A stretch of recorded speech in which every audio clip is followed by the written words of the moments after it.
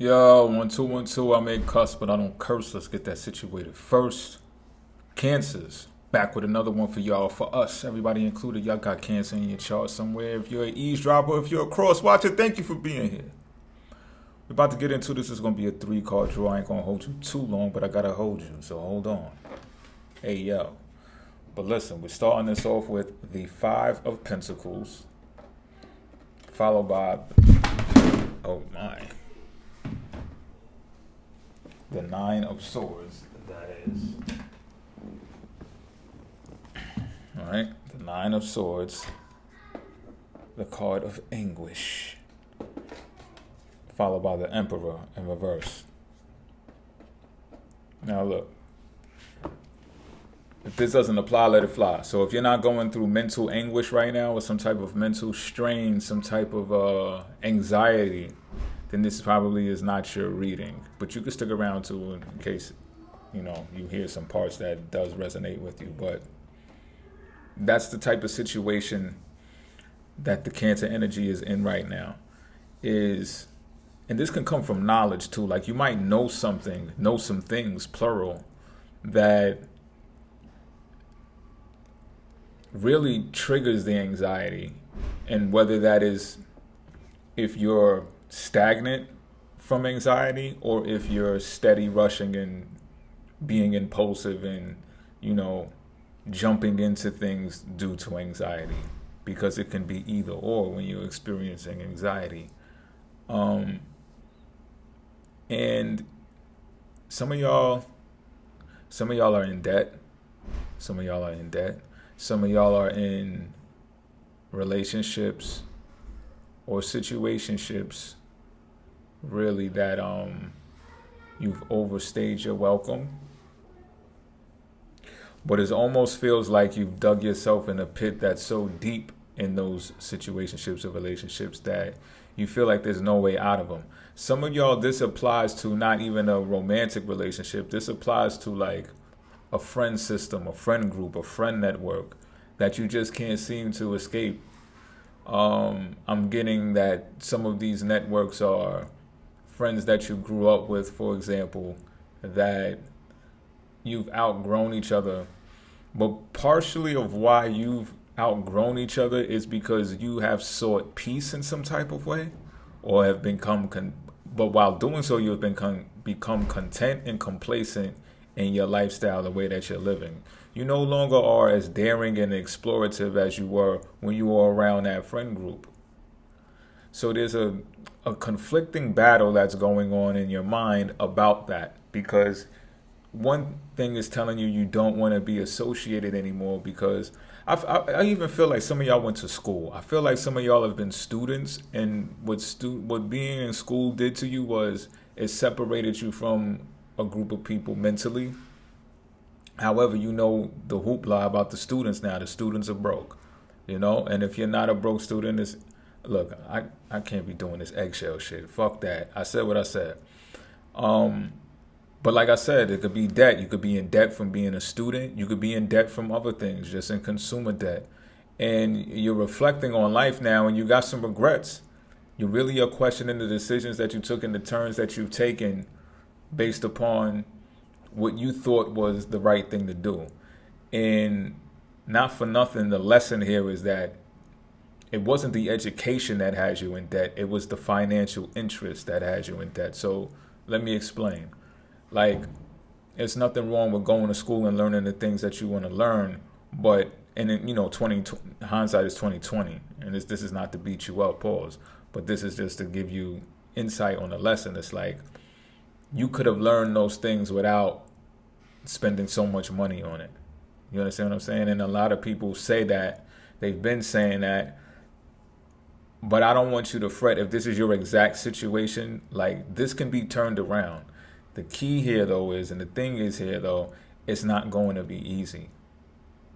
So get ready. Put your big girl panties on. Put your big boy boots on.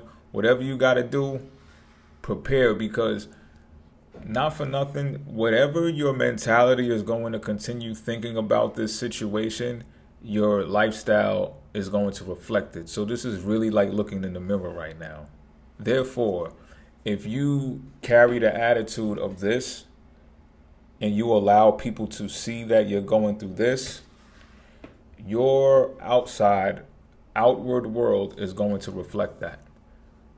You're going to dig yourself deeper into the pit of anxiety and regret that you're already in right now. The anguish is going to continue. You're going to suffer. Just keeping it a beam with you. However, if you become like steel, if you become stoic, if you do not wear your emotions on your sleeve during this time, you're going to find comfort in that. You will strengthen in that. For those of you who don't like the word ego, don't like pride, don't want to be prideful, I don't know, maybe you read it in some religious text and it resonated with you and it stuck to you your whole entire life. That may be one of the regrets that you're having right now, that you weren't expressive enough, that you didn't say what you like and disliked enough. And that's why the relationship or relationships turned out being the way that they turned out. And now it's expected of you to have an ego, to have more pride in yourself, to also shield yourself and protect yourself, perhaps from that group, that network of people who you distance yourself from, or the people who are closest and closer to you now. Just in general, to protect yourself. It's really not recommended to wear your emotions on your sleeve. It's really also not recommended to voice what it is that you're going through. I'll give you some insight too. I usually don't talk about my dreams no more unless you remember, but here goes one. I ain't going to detail the whole thing. I'm just briefly summarize it. It's like I had a dream that I was explaining to someone about business. They were stressed out because they were at a workplace that was stressing them out. You know what I mean? And they didn't feel like there was no way out of it.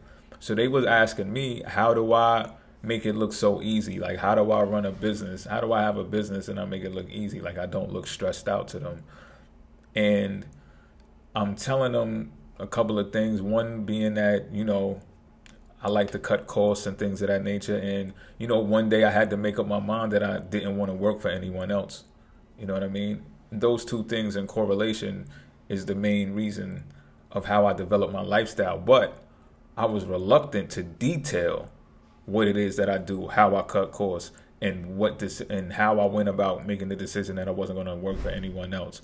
Or, you know what I'm saying? Like, I didn't go into detail of saying, yeah, I'm a CEO of this company and my company does this. I was not going into detail because I didn't trust the person to that extent. I trusted them enough to break the ground with them and give them surface level advice, but not in-depth detail of what I was going through. That's what I'm saying to you. Don't let people know everything that you're going through. If you got to give a surface level explanation, do so, and do it with a steel exterior. Do it with pride. But do not let them know that you're going through. Do not let them see you sweat.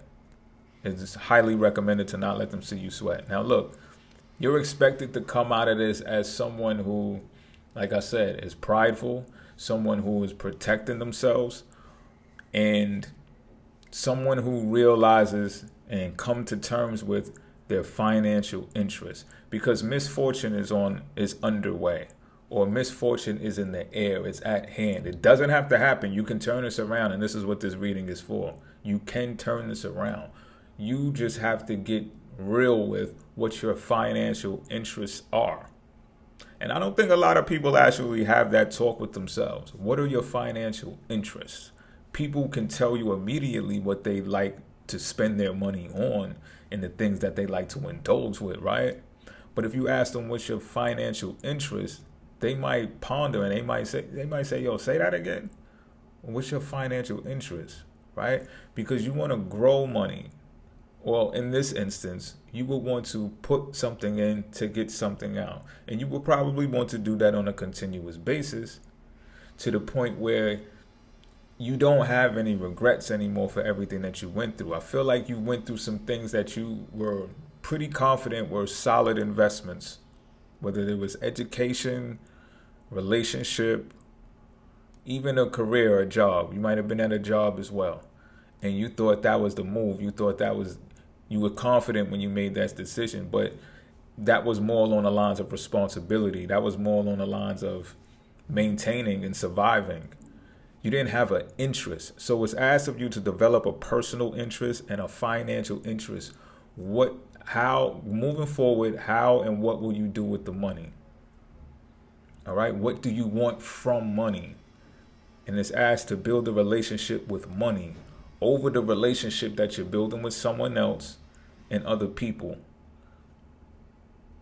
There's a lesson to be learned there. And just be mindful again, this, I must stress this, that the way that you perceive this situation is the way that it will be reflected outward. So if you tell yourself right now, okay, here's the message, I'm going to work through this. It's not going to be easy. I might got to pay back some debt. might pay back these people instead of buying this thing that I wanted to self-indulge in. I'm not going to let people see me sweat. I'm not even going to tell them that I'm doing it. I'm just going to make the payments. Nobody asks me what I'm doing with my money. It's none of your business. But you can't get erratic about it. You can't get emotional and spaz out on nobody. Mind your business. You shouldn't be asking me questions like that. That's letting them see you sweat. You get what I'm saying? You got to be able to curve that in a way that says, oh no, I had to take care of some other things this week, but you know, all is going to be in time, in alignment. You know, you could freak it. You know how to freak it, but you got to get control of those emotions. Cancer, Cancer rules over emotions. Not saying it has to be that way, but you know what I'm saying. You know what I mean? Do not let them see you sweat, and you'll come out of this. Till next time, I'm out.